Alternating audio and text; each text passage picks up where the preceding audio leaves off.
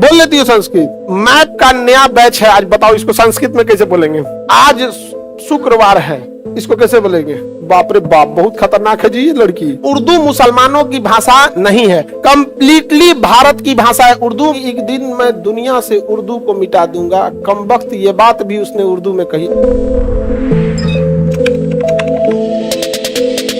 उर्दू संस्कृत, आप में कितने लोग को संस्कृत आती है बोलने, पढ़ने नहीं बोलने? संस्कृत हाँ बोल लेती हो संस्कृत? हाँ बाप रे बाप, बहुत खतरनाक है जी ये लड़की, बहुत टॉप भाषा है संस्कृत।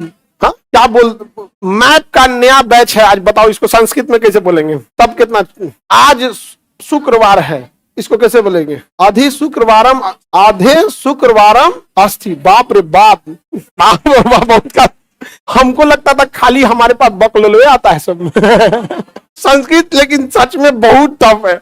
मैट्रिक में ना हिंदी में 30 नंबर का संस्कृत इन्वॉल्व कर देता है जबरदस्ती। अरे बाप रे बाप, पढ़ाती, बाप रे बाप, मतलब लग रहा था दिमाग फट जाएगा आप। तो उर्दू और संस्कृत, उर्दू बहुत मीठी भाषा है और उर्दू मुसलमानों की भाषा नहीं है। मुसलमानों, केवल इंडिया के मुसलमानों को उर्दू आता है, बाकी दुनिया के मुसलमानों को उर्दू नहीं आता है। अब पाकिस्तान वाले अगर कहेंगे सर कि हमें भी आता है, तो छोटे तुम दुनिया में नहीं आओगे, तुम भारत में ही आओगे तो एक इंडिया और पाकिस्तान, तो इसे दो अलग अलग बोलना अलग बात है। ये कंप्लीटली भारत की भाषा है उर्दू, मुसलमानों को उर्दू नहीं आता है। उर्दू में मुसलमानों की किताबें, कोई भी लिटरेचर अरबी में मिलेगा, अरेबिक में मिलेगा। उर्दू बहुत प्यारी भाषा है, समझ में आ गया नहीं आ गया? जितनी शेरो शायरी है वो किसमें है? उर्दू में।